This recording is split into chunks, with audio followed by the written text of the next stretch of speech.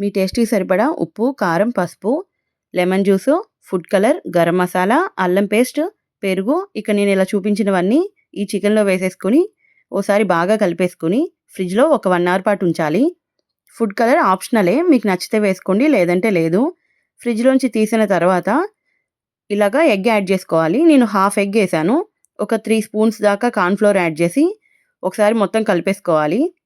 ఆ తర్వాత ఆయిల్ హీటింగ్‌కి పెట్టేసుకొని ఆయిల్ బాగా వేడిగా ఉన్నప్పుడు చికెన్ పీసెస్ అన్నిటిని యాడ్ చేసుకున్న తర్వాత స్టవ్ లో ఫ్లేమ్‌లో పెట్టుకొని చికెన్ పీసెస్‌ని బాగా ఫ్రై చేసుకోవాలి. ఇలాగా హై ఫ్లేమ్‌లో పెట్టుకున్నప్పుడు పీసెస్ యాడ్ చేసి ఆ తర్వాత లో ఫ్లేమ్‌లోకి టర్న్ చేసుకొని ఫ్రై చేసుకుంటే పీసెస్ లోపల దాకా ఉడుకుతాయి.